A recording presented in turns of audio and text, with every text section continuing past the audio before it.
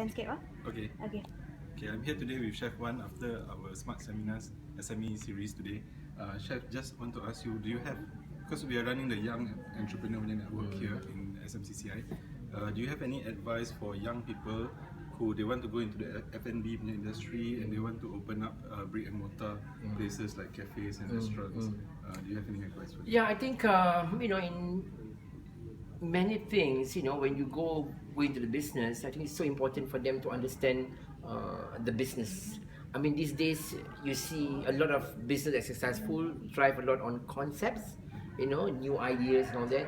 Because what it is today and what it is 15 years ago have changed. A lot of people are going to different trends of eating, and I think in the next couple of years, I had a strong feeling the world is going to go through some really serious recession.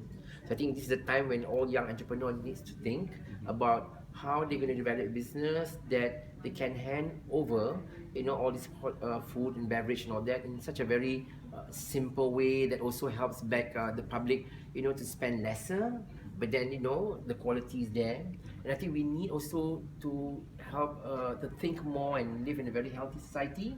I think young, entrepreneur needs also to look into the aspect of health as well, in terms of quality of food and of course, people eating habits are always also changing as well. So you need to be very well versed of that. And other than that, I think they need to really understand the true business side, because I think a lot of them also are excited, about coming up with great ideas and things like that, but then they don't have very good knowledge on running the business. So I think that's so important, because half the time, you can be successful and you see many restaurants, a lot of people are there, crowds are there, the restaurant's always full, but at the end of the day, when you count back at the end of the month, you find that many of all these expenses will go through all this unnecessary thing of over spending, and then sometimes in restaurant business especially, you have tendency about over hiring people, the cost factor, of course, to do with food costing that skyrocketing up. So you need to understand the business side. I think that's so important. So if they don't have it, I think it's time for them to get it as well. Because today you can't have one and not have another. So I think this is very important. You also have to master the operation side. Correct. Yeah. You need both. Even if you're not in the back room, you must know a little bit, because why? Sometimes you never know in case the chef walk out or something like that. So you need to be able to rescue the place, and all that, and of course have second or third chef in line also to be able to carry the duty and all that, because this you can't really tell. So it's really a big juggling act to take care of everything. Yes, but again, this kind of business, you really need to have young entrepreneurs who are very motivated, very driven, but at the same time they're willing to work hard, because in this business you really need to put a lot of hours.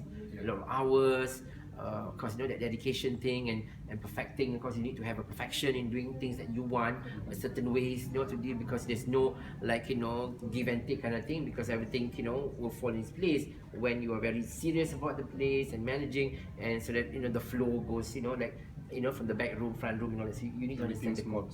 Yes. And I think you need to also understand the market, the product as well, what you're delivering out there, because there's so many competitors as well. So you have to understand you can't be selling the same thing. So you want to have something that suits different age of, because then youngsters also, they have different people.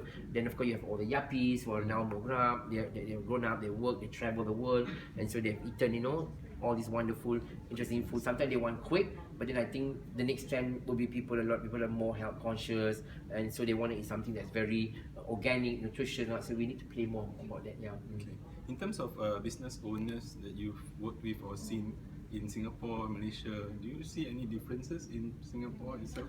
Or how I see in Singapore, people do take pride, in a lot of things that they do. You can see that in terms of even setting up the business and all that. I think they have better understanding of the food and beverage business. The hunger or the drive in our... I think because we have so many competitors. When you have so many competitors in a small island like that, and eating is a true passion or hobby, or for that matter for everyone, it's not just eating anyway, but people enjoy that dining and lifestyle, and so you have that market who's always thirst for new ideas and stuff. and so all you need to do is just deliver them, in a very wide way. And that's it. And so when you have all that, and so you see this healthy competition.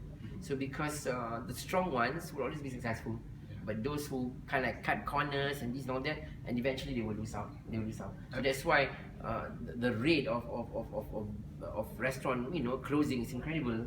In cities like this. Yeah, right. I've heard that Singapore is a great place to launch from, to test your idea. But at some stage, you really have to get out of Singapore and expand beyond your shores. Yeah, because that's very true. Because I mean, you want to, because these days, there's so many, people in Asia actually, capitalizing, taking this to Dubai, especially China. You all know it's a big market now and all that, and of course, all this is nice, to bring out what you have here. Just like when the cupcake story is all about, to take something. Of course, in years ago, see people, everyone knew cupcakes, but nobody ever thought of having a shop just selling cupcakes, So they did that. So that's why, ideas like that might work. So tomorrow you take something that's very Asian from here, and you go out to China. It's like, wow. You don't know, it could be just a piece of roti canai story, and then it's all about bread and curries and stuff, and you can have a modern version of mama or whatever, who knows, Yeah. So there are many ways, I think so that keep that heritage cuisine, because a lot of all these countries are also enjoying now more of our Asian food, because they're traveling here. You can see, they enjoy it. So I think if, for example, in Shanghai, there's like Malaysian restaurant, you have many of it, but they're very expensive, but again, it's all this food. So I think Excuse me. this is something that you're advocating for, the Asian cuisine that is going globally, and you shared with us also on stage. So I think it was very amazing sharing today by Chef Wan. All of us benefited so much. I think we have here. See, I didn't go to the world to be Jamie Oliver or Gordon Ramsay, I just went there to be Chef Wan. Because at the end of the day, all the other countries are also appreciating my talent on that. Likewise, I'm starting my Asian Culinary Academy. Like, why are we always, falling down and looking down at all this Amo and all this French school and Italian school? Like, what about our food? We should strategize our and get our act together and put them in a nice curriculum, and then so that we can have a diploma in chef training and Asian study. So that it's dedicated as an Asian chef. So you come out and you learn everything A to Z, so that you don't miss anything. You don't need all those pate and terrine and all those wooden blanc and all the sauces and making all the croissant and whatever when you are not going to practice that anyway. So that's why so it's a specialized thing. So tomorrow, many of the restaurant and hotel in Singapore, Jakarta, the whole region for that matter, can start hiring all these chefs, because they want it. It's a specialized thing, and people have to pay for it. So one day, who knows, we'll be hiring Asian chef, could be even more expensive than a PC chef. I think better go because he's really, Dah. Alright. Jangan lebih dah. Dah. Okay, thank you so much, Chef Wan. Terima kasih. Sama.